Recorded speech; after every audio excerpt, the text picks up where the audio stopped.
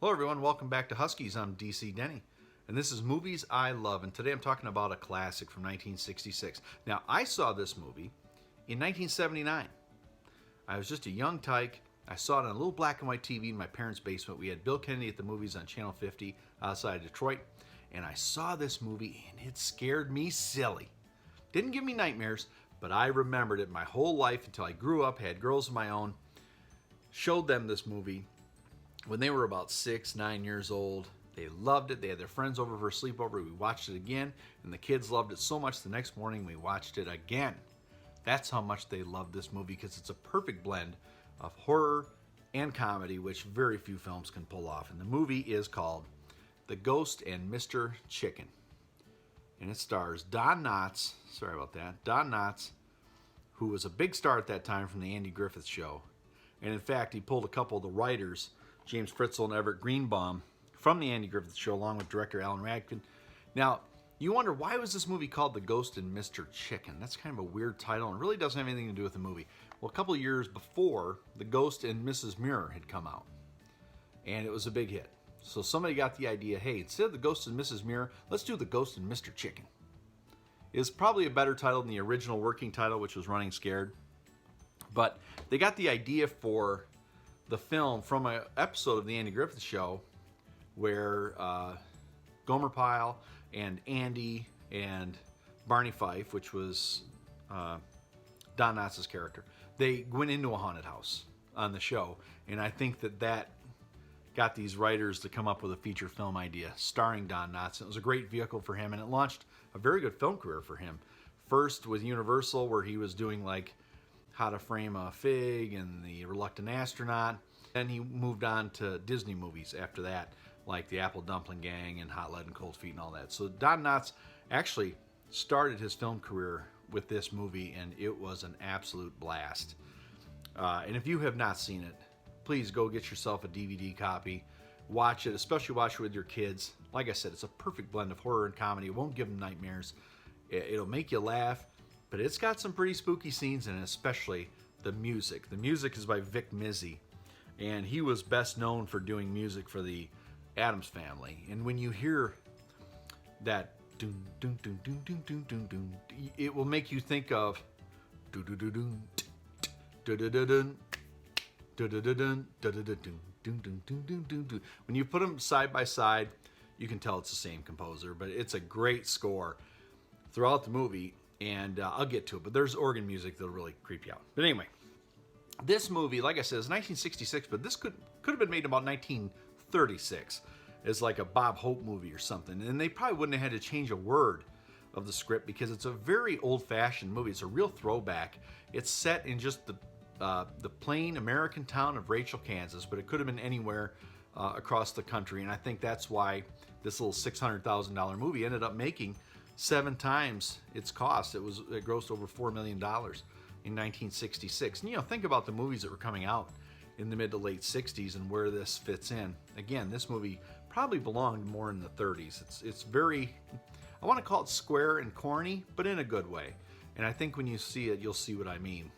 This is 55 years ago, but it seems like 100 years ago, the way the setting is. But anyway, the story is Don Knotts plays Luther Heggs.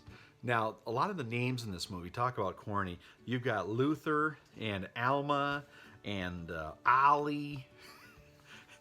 Luther is a typesetter at the Rachel Dispatch-Courier. It's a fictional newspaper. And he kind of just sits down in the basement and daydreams about being a reporter and being a writer. Instead, he's stuck just doing filler as a typesetter. Again, this is old-fashioned newspaper.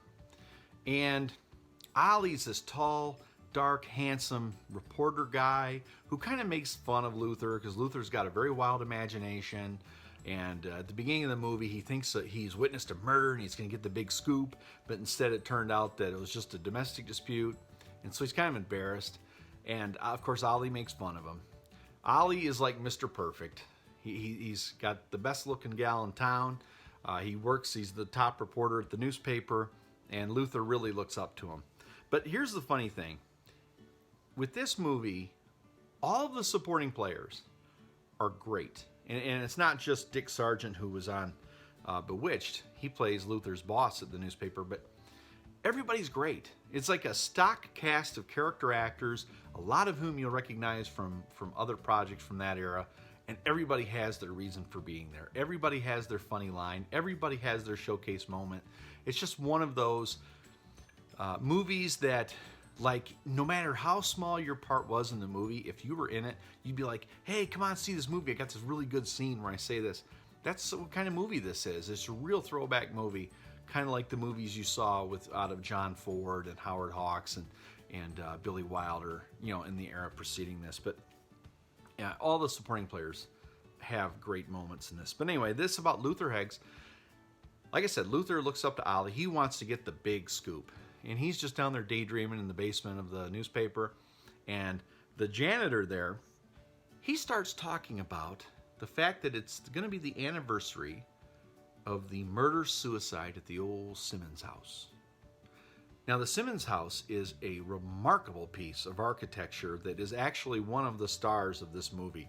This house is scary looking.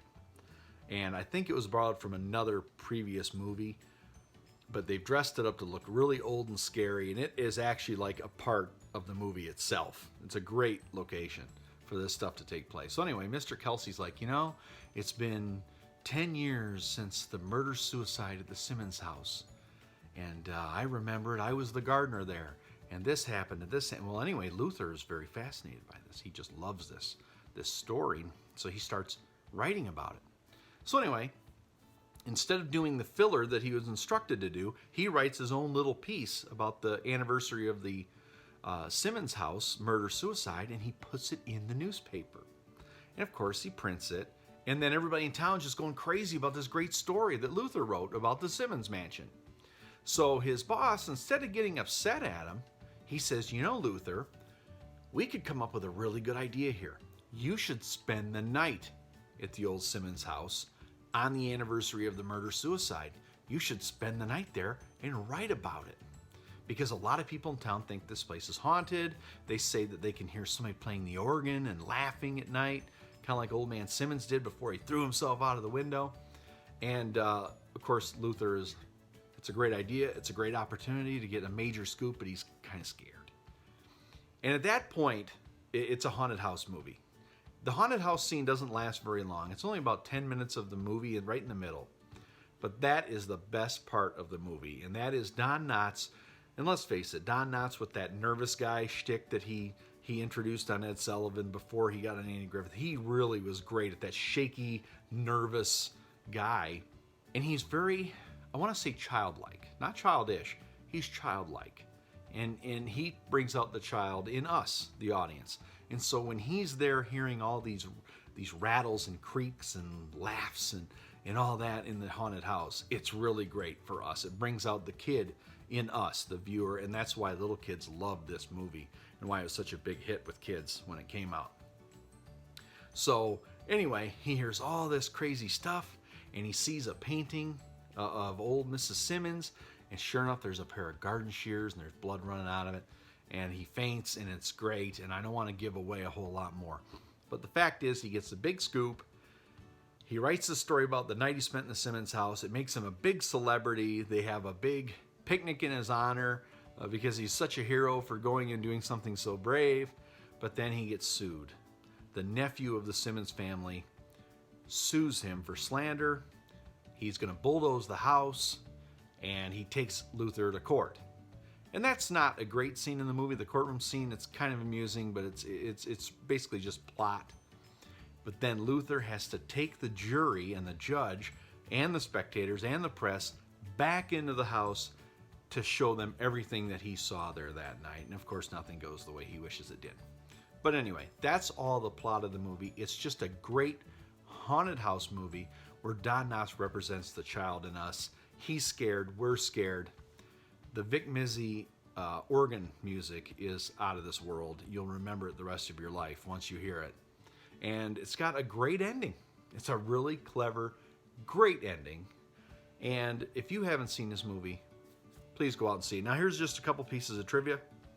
As I said, the movie did cost $600,000. It grossed $4 million. Also, I hate to, if you've seen this movie, I don't want to ruin your childhood, but Joan Staley, who plays the lovely Alma Parker, she was actually wearing a wig. She was actually a blonde, and only 8 years before this film, she had posed semi-nude for Playboy. And she was just getting into movies, and she put the brunette wig on, but she still looks pretty darn good as a brunette, but you can see why they wanted to cover up the blonde hair, because it was already a stretch that she was going to have a romantic relationship with Don Knotts. That was a little bit of a stretch. It is a stretch in the movie to go from Ollie to Luther. Obviously, we have to do that for the movie, but, you know, it's kind of a stretch. But if she had been a bombshell blonde, the one who had posed in Playboy, that probably wouldn't have been very believable. But they kind of make her look a little, a little simpler in the brunette wig and that. But she's an absolute knockout. She's one of the prettiest women I remember in a film. I believe that this movie belongs right there with Universal's other horror films. Obviously, they were the studio known for horror. The Werewolf, The Invisible Man, and Dracula, and Frankenstein, and Creature from the Black Lagoon. And I think The Ghost of Mr. Chicken is a perfect addition to that canon. So, if you have not seen it, please go out and see this movie right away. The Ghost of Mr. Chicken from 1966, starring Don Knotts. And until next time, this is DC Denny, Movies I Love. Please like this video, please share it on your social media, and please subscribe to my channel. Until next time, thank you.